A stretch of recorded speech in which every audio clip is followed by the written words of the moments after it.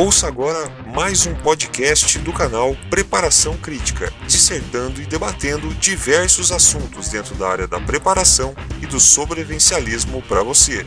Apresentado por Matheus Carcará, Daniel De Luca e Fernando Zimmermann. Saudações, amigos, bem-vindos a mais um episódio aqui do nosso Preparação Crítica. Eu sou o Matheus Carcará, do Missão Carcará, o canal do YouTube. Estamos aqui com nossos colegas, companheiros, Daniel De Luca, do canal Sobrevivencialismo Alfa. Tranquilo, Olá, Daniel? pessoal. E o Fernando, do canal Sobrevivente Urbano. Como é que vai, Fernando? Fala, pessoal, beleza? Tranquilo. Bom, hoje o nosso tema é um tema muito interessante aqui para todo mundo, principalmente quem está começando, preparações em casa. O que eu posso fazer sem ter que gastar muito, né? Isso é uma pergunta que muita gente, às vezes, se faz quando ainda quer iniciar ali suas preparações. E é importante também para se manter como disciplina sempre que você continuar aí a ter as suas preparações e fazer isso. E uma das coisas que eu gostaria de colocar, já para a gente começar essa conversa aqui, no espírito desse tipo de preparação, é o seguinte: eu acho que o principal da preparação é a consciência. A partir do momento que você tem uma consciência analítica do quanto que você gasta e do que você precisa, você começa ali já a ter uma preparação. Mesmo que você não tenha dinheiro para fazer um grande estoque, guardar um grande volume de artigos alimentícios ou de insumos de necessidade para os equipamentos básicos ali, quando você começa a consumir com sabedoria e saber o quanto você precisa para viver, e em cima disso, o quanto você precisa para se preparar, isso já gera um pensamento econômico, né? É algo que eu acho que já devia ser aprendido nas escolas, que as famílias deveriam passar para as pessoas. Eu acho que isso já é uma linha de raciocínio que te levaria com mais facilidade aos demais, aí sim, aos demais degraus desse tema. O que vocês acham, pessoal? Eu sempre costumo falar que preparação, você fazer um estoque é o melhor investimento que você pode fazer na vida, cara. Que você vai sempre usar aquilo dali nos seus tempos de vista, no desemprego, você, como chefe de família, se você ficar doente, não vai ter como trazer comida para dentro de casa, a sua esposa vai estar segura nesse período que você estiver debilitado, entre outras coisas. Tá certo. E você, Fernando, o que você acha? Eu vejo, bem, a questão da preparação, principalmente, vamos dizer assim, a questão, já que, né, falando questão econômica, tudo se resume ao início dessa questão de preparar, principalmente na questão alimento, né, cara, economia doméstica, igual você falou, coisa que devia ser dada na escola, tá? Economia doméstica. Até porque muitas vezes quando você fala que vai fazer preparação, você fala, putz, mas daí tem a questão financeira, envolve de fato a questão financeira. Só que fica pior pensar na questão financeira se você pensar, eu vou fazer uma preparação. Então eu tenho que comprar liofilizados, eu tenho que, não é bem por aí. Não é bem por aí. Vamos analisar com o pé no chão. O cara pode ter uma pequena renda e o cara tem que trabalhar com as armas que ele tem. Então, aquela pequena renda dele, ele tem que ter um planejamento econômico. Pô, como é que eu posso fazer? Pode demorar mais, pode demorar menos para chegar no ponto que ele quer, mas é fundamental essa preparação, principalmente alimentar. Vamos começar ali, né, dizendo alimentar. Então, acho que parte, assim, de economia doméstica. O cara tem que ver, assim, a primeira coisa a analisar antes da preparação é justamente isso. Como que eu vou fazer economicamente para começar a fazer essa preparação, porque ela vai envolver gasto, ela vai envolver investimento, e é um investimento de fato. Como até certa vez aí me perguntaram, falaram, o que você acha que é importante, por exemplo, né, de alimento para uma família, quanto tempo? Eu falei, olha, o interessante seria uns 3 meses, pelo menos. Mas sem viajar naquela coisa da comida tem que ser liofilizada, tem que ser, porque é caro, gente, é caro, vocês sabem, é caro. Mas tem muito alimento comum que a gente compra na compra do mês que dura bastante tempo. Duraria por 3 meses tranquilamente. E você nem ficaria com ele 3 meses no armário, porque você ia fazendo consumo e fazendo reposição. Consumo e reposição. Aí eu até falei pro cara, cara, quando você vai no mercado, você compra um extratomate. Extratomate, você sabe a validade, dá quase 2 anos. Né? O cara vai comprar um. A economia doméstica. Eu não posso ir lá e comprar 10 latas de uma vez só para enfiar dentro do armário, mas, pô, se suponhamos, por um mês eu uso 2, né? Então eu vou no mercado e vou comprar 4. Na próxima vez que eu for, eu compro mais. E assim vai. E assim o cara vai conseguindo gerir economicamente a preparação dele. Até o momento que ele olha assim, pô, o armário tá cheio. Então o cara tem uma preparação alimentar. E não precisa ser alto investimento para isso. É uma coisinha, um trabalho formiguinha. Só que o cara tem que ter aquela consciência que ele tem que se planejar economicamente para fazer. Isso sim, com certeza. Ao meu ver, qualquer preparação, um projeto que você vai fazer na sua casa, eu quero armazenar água. Isso não é só uma preparação, isso é economia. No momento que você começar a reaproveitar a água, ou armazenar um pouco mais de água, você também vai acabar gerando economia. Essa economia que é gerada se reverte na tua preparação. Então, você torna a tua preparação sustentável.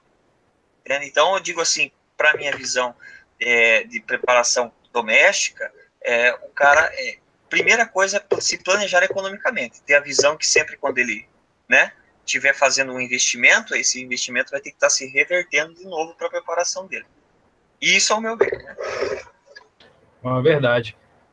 Isso aí que você falou, eu achei interessante, que eu e o Daniel, a gente estava até comentando um pouco antes dessa live, desse podcast começarem a ser gravados, que é o que os preppers americanos eles chamam de copycanning, né? Que é você copiar a sua latinha que você está comprando lá de alimento, né?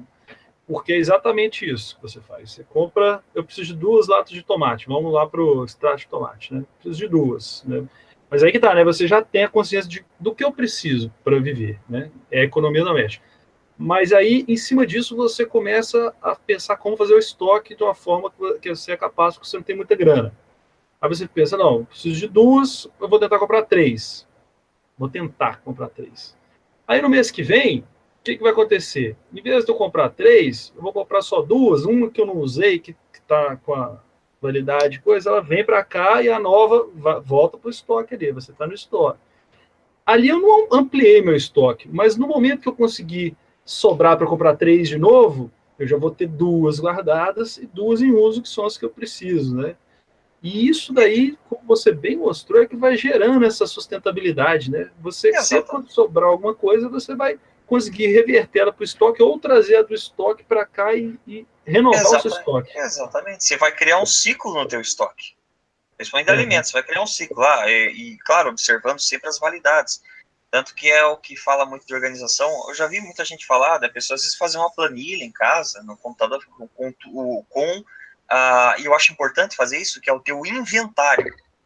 Você inventariar o que você tem. Vou ter tudo isso no inventário. Dá trabalho, dá, mas gera um controle. Então você estabelece, o que eu preciso num mês para sobreviver no mês. Que é o que geralmente a maioria faz, não faz a compra do mês? É o que você precisa num mês para se manter. Então o cara faz isso, a partir daí ele tem o quanto que ele gasta no mês. Aí é a questão de achar formas, né, de poder ir aumentando o que ele compra no mês vai comprar um pouquinho mais de sobra. E vai fazendo aquela gordurinha, né, que a gente fala, né, aquela sobra, que é o estoque. E daí é só ir gerenciando. Pega o que vai vencer mais cedo, consome, substitui, né, e aqueles que têm mais validade vão passando para o final, igual você falou, vai trazendo para o começo. E o cara não precisa fazer, eu sei que às vezes tem gente que fala, não, o cara tem uma preparação e tem alimentação para 1 ano. Aí nós estamos falando de né? Alguém que está em perigo, no mínimo, né? Ele já sabe que alguma coisa vai acontecer, porque senão não faz sentido. Né? Porque 1 ano, cara, um ano é alimentação para 1 ano, nós estamos falando de uma quantidade de espaço enorme para armazenamento. Aqui, só aproveitar para dar uma boa noite aí para o pessoal que está na audiência. Nós temos aí André Antônio, Jardim Alves. Boa noite, pessoal. Eles mandaram boa noite muito educadamente para nós. Então, boa noite. Só essa interrupção rapidinha. Agora, imagina um venezuelano tentando fazer esse tipo de preparação agora. Nunca vai conseguir. Não consegue. Não Não consegue. consegue mais. Porque depois que faltou, aí já é tarde. Aí já é tarde. Agora mesmo que alguém quisesse, vai chegar no mercado, ele não vai ter mais a possibilidade. Primeiro que o preço, né, dobrou, né, triplicou, tá exorbitante. E que, na verdade, vocês devem lembrar, eu era criança ainda quando aconteceu isso, só que ninguém aqui é tão velho assim, que isso já aconteceu. Lembra quando deu aquela quebrada bonita na moeda, acho que no Cruzeiro, no Cruzado, que você ia no mercado lá, você comprava meio pacote de café, não um pacote de café, entendeu? Você chegava no mercado, você olhava a prateleirinha, o que você via cheio antes, você olhava, tinha lá 20 pacotinhos de café, 20 e poucos pacotinhos de arroz na prateleira. Não tinha, o mercado não tinha como o mercado ceder. Não tinha como, a pessoa, bem, enfim, ficou... Meu pai recebia o salário dele, a gente corria pro supermercado, porque no mesmo dia eles remarcavam 2, 3 vezes os preços das coisas. Então você tinha que encher o carrinho com tudo que você conseguia do preço mais atual possível, que às vezes até você chegar no caixa do supermercado já tinha aumentado o preço. Já tinha mudado o preço. E você fazia estoque naquela época. Você tinha uma dispensa em casa para estoque. Exatamente. Hoje, você não compra apartamento com espaço para dispensa grande. Não, e o que mais me assusta é que quando a gente fala de preparação, tem gente que, como eu falei, eu era criança, eu vi minha mãe fazer essa correria, até muito sem compreender a situação econômica, a gente não compreender depois, por que aquela vez estava daquele jeito, né? Eu vivi um pouco disso. Me espanta ver que tem gente que não lembra disso. Quando a gente fala de preparação, a pessoa não lembra que a gente já passou por situações bem semelhantes, na verdade, não tão graves, talvez, mas bem semelhantes. E o cara criar uma preparação numa situação dessa, já é tarde. Tanto que, aliás, aí não é preparação, aí é ação. O cara tá tentando agir depois que aconteceu. Reação, né? Reação, né? A questão da preparação já vem justamente para isso, para quando chegar nesse ponto tá mais tranquilo, né? Mas vamos supor, também tem a situação, né? Um venezuelano. Vamos entrar na situação Venezuela. Digamos que o venezuelano fez o seu estoque de 3 meses. Agora ele já estaria quebrando o talo, né? Ele já está, é um longo ou período. Economizando loucamente ali, né? Exatamente. Racionando, né? Exatamente. Né? Racionando é a palavra. E o Fernando falou da parte aí do planejamento, mas é uma coisa muito importante para quem quer se preparar, para quem está se preparando, é ter metas. Eu, quando comecei minha preparação, eu sempre foquei primeiro nos alimentos mais essenciais, que são arroz, feijão, fubá, farinha. Então, no começo, eu fiz uma preparação de 3 meses para esses alimentos. Aí, depois que eu cheguei nessa quantidade de alimento, eu me foquei em outros tipos de preparação. Aqui vem enlatados, pilha, bateria, outras coisas não tão importantes, mas não tanto. Porque se você pegar e começar a se preparar de pouquinho de cada, você não vai chegar numa preparação boa. Você primeiro tem que se focar no que você realmente mais precisa, que são os alimentos mais importantes, que você mais usa em casa, que é arroz, feijão, até mesmo os enlatados. É o básico, né? O básico necessário para, vamos dizer assim, seria a cestinha básica da preparação, né? O necessário. Durável também. E durável, né? Porque tem certas coisas que você vai ter que analisar e falar, pô, eu não posso estocar isso aqui por muito tempo, porque isso não dura.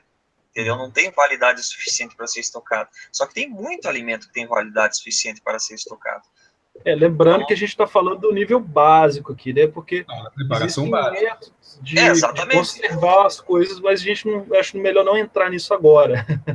Né? Não, o básico, necessário.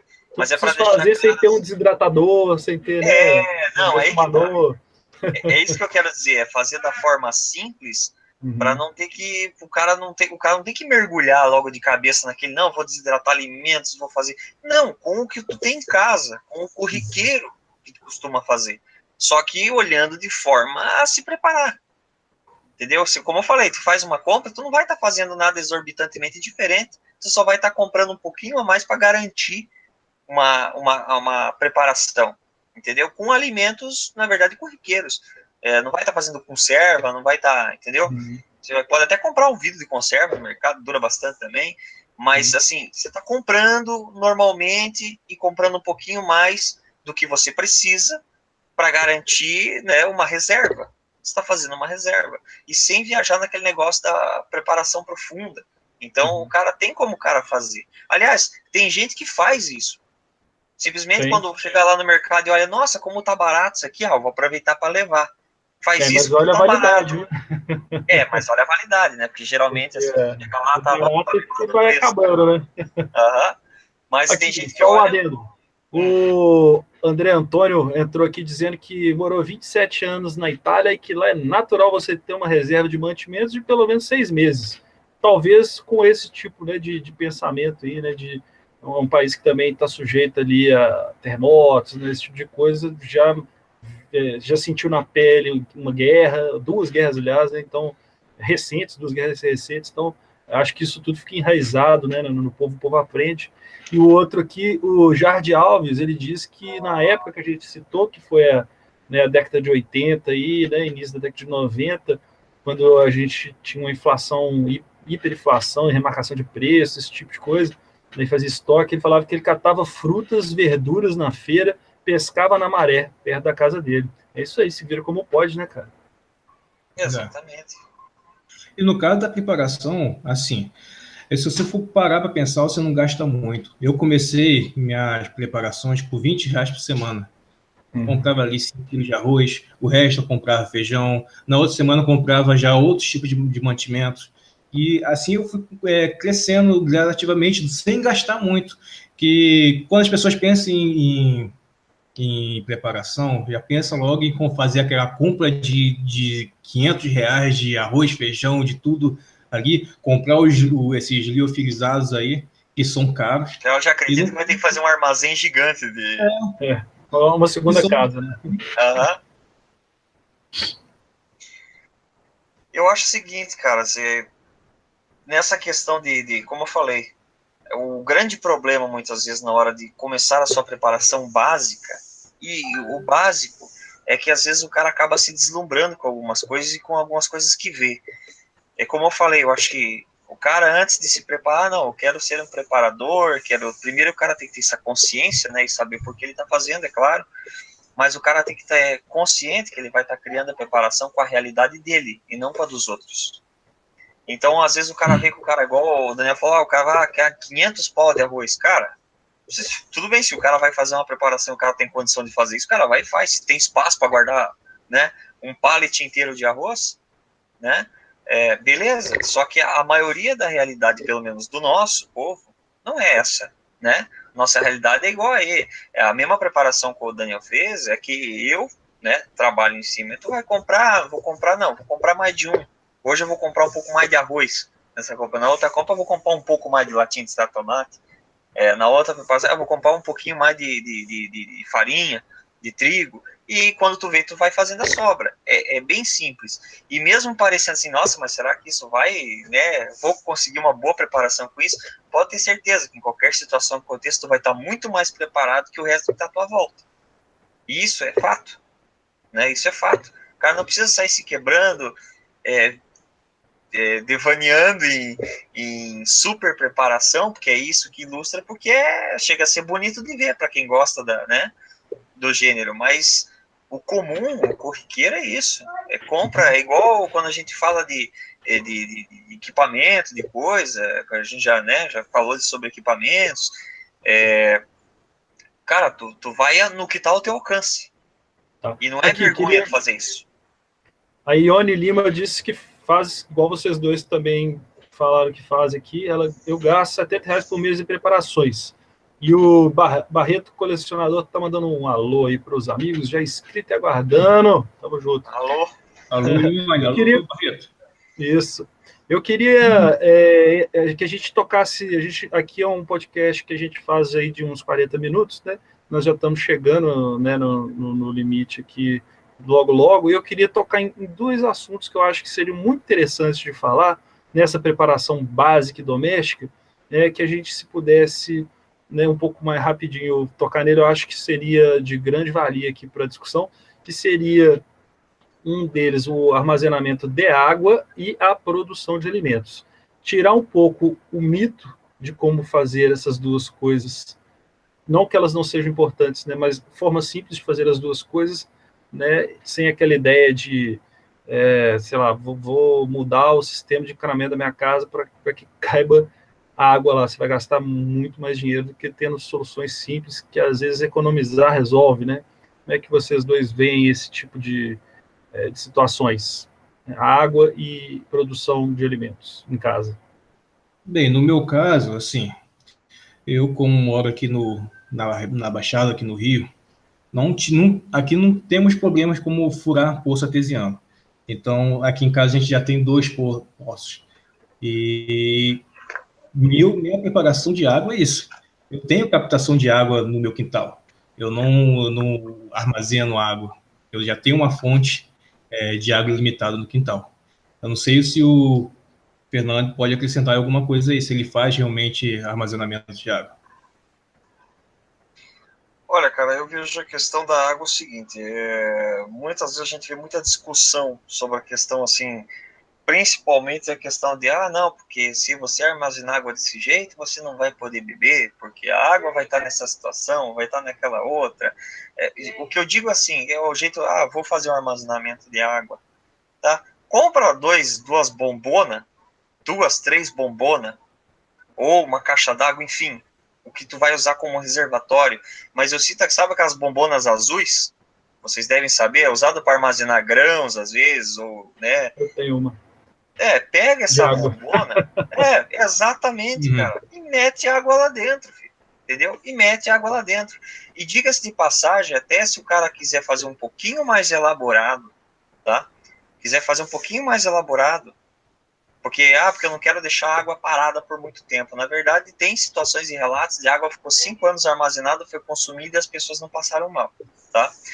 Mas, enfim, pega uma caixa d'água, minha casa tem uma caixa d'água de, sei lá, de 1.000 litros, correto? Pô, então, em vez de fazer uma caixa d'água de 1.000 litros, eu vou emendar mais uma caixa d'água junto com essa com mais 1.000. Pronto, e vai estar as duas cheias. Pô, mas vai demorar para consumir água, e essa que é a ideia. A água não vai ficar parada, vai estar sempre circulando. Então você aumentou a tua reserva, mas não é uma reserva estagnada, é uma reserva que está circulando constantemente. E como a boinha está sempre enchendo, né? Então baixou o nívelzinho, a boinha deixa encher. Baixou o nívelzinho. Quer fazer outro sistema? Pega a água da chuva, pega a bombona, a água da chuva. Mas será que eu vou beber essa água? Enquanto tu não precisar beber, não beba. Se caso a coisinha apertar, aí tu vai lá e purifica, ferve. Tem ribeirinho que bebe água de beira de rio fervido e não morre, vive lá, né? Entendeu? Às vezes acontece, fica doente, fica quando bebe água direto. Mas os que fervem, fazem algum tipo de tratamento, geralmente morre de velho lá, na beirinha do rio, com esse costume. Essa é uma ideia que a gente está falando de preparação de um prazo médio, porque ninguém vai viver desse tipo de água, né? A ideia é atravessar uma crise, né? Exatamente também. O pessoal tem maneira de pensar assim, no colapso, no fim né? No fim, você vai para o fim também. No fim, você está no fim, né? É passar por uma crise, né? Um período. Até porque se fosse para falar num período indeterminado, tipo, não, uma crise, aí nós já teríamos que entrar no conceito de sustentabilidade, de você gerir formas de você, por exemplo, aí sim, aí nós temos que falar de pegar água, purificar, pegar água da chuva, produzir alimento. Vamos entrar nessa. Eu gosto muito de ver os vídeos do Daniel. O Daniel tem dicas excelentes aí de como fazer produção, né, em casa, de horta, né? Tem ervas, tem uma irrigação que ele bolou. Nossa, hortelina. Conta aí pra gente um pouco como é que é a sua concepção disso aí, Daniel.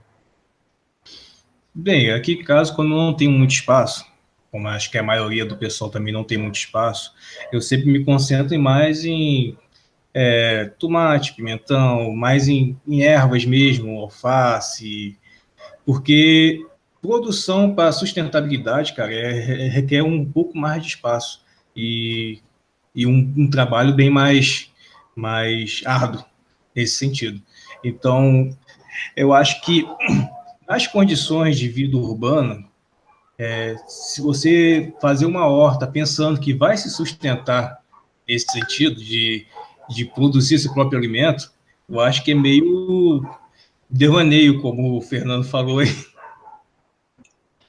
Você precisa de quanto mais comida você precisar produzir, mais espaço e mais trabalho. Porque só quem nunca teve uma horta é que sabe. Se você não estiver lá para aguar, igual eu, por exemplo, eu viajo, fico uma semana fora. Quando eu volto, eu já volto arrancando fora um tanto de trem que morreu. E tendo a consciência, igual falou, para a pessoa sem pensar muito em questão de como plantar ou como não plantar. Para quem tem um mínimo de noção que vê um processo de agricultura, percebe que existe uma rotatividade, porque a planta demora para crescer, então tu vai passar fome até a planta crescer. É complicado. Esse processo, você ter realmente um espaço sustentável, né, autossustentável, vai te exigir um espaço. Eu acho que tudo que você... não, mas eu estou plantando lá em casa, uns pimentãozinhos, estou plantando, né, umas coisinhas. Isso eu acho que é um reforço. É um reforço. Como eu falei, daquela parte da economia. Se eu plantar o pimentão, não vou precisar comprar na quitanda, eu já economizei. Né? Mas não que uma pequena horta vá te sustentar uma situação, não vai. Porque leva tanto tempo para crescer, para consumir vai ser muito mais rápido. Você vai comer aquilo muito mais rápido, né? Às vezes a erva seja uma boa ideia para te ajudar na questão medicinal, né? Pode estar já prejudicada, né? Sim. Em outras questões.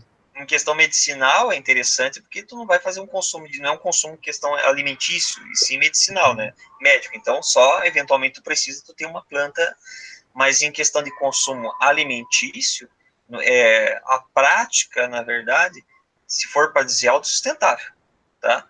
A prática é muito mais difícil do que a teoria, tá? Não que ao meu ver, tá? Não deva ser feito. Isso aí, se a pessoa tem espaço, tem que fazer uma hortinha, planta É muito interessante tu plantar coisas que dá de volume mesmo, assim, sabe? Que tu... isso, que dá volumoso. Que tu vai ter um pé que vai ficar carregado. Aí sim, aí é joia. Agora plantar certas coisas... é bom, né, cara? Dá uns sim. Moitões, assim. Agora plantar uma coisinha que vai dar vai dar uma, né? Pô, aí eu acho, assim, que ajuda, mas não é uma coisa que vai sustentar a pessoa, literalmente. Ô, Fernando, além de apicultura, você mexe com o que aí na sua casa?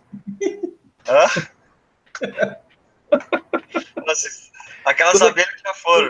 Tô sacaneando ele, porque outro dia ele mostrou uma foto pra gente de uma caixa gigante de abelha que caiu lá na casa dele, aterrorizando todo mundo. Gigante. Aí o bombeiro foi tirar, pois o bombeiro foi lá, achou que tinha feito serviço, pois não, elas voltaram, rapaz. Voltaram. Tive que chamar um apicultor para terminar o serviço e, de fato, removê-las de lá. Aí, mas tinha mel. Tinha mel. Queria ver tu meter a mão para tirar, porque eram abelhas africanas, tá? Era bem pouco agressiva, bem mansa.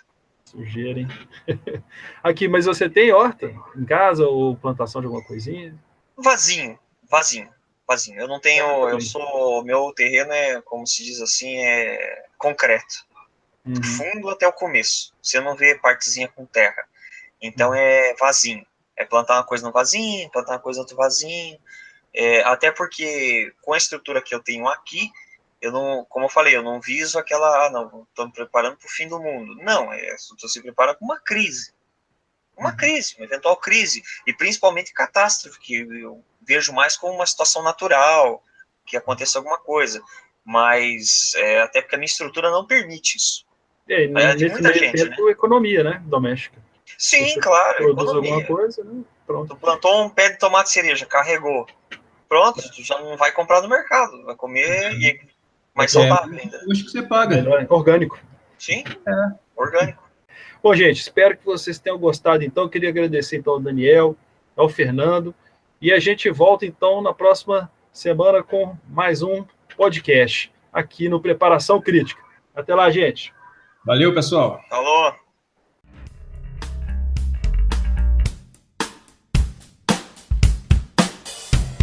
Esse foi mais um podcast do canal Preparação Crítica. Se você gostou, não deixe de acompanhar os nossos outros trabalhos no YouTube. Basta fazer uma busca simples pelo canal Missão Carcará, pelo canal Sobrevivencialismo Alfa e pelo canal Sobrevivente Urbano. Você vai encontrar muitos conteúdos feitos de forma prática e objetiva para trazer mais conhecimento e informação para você.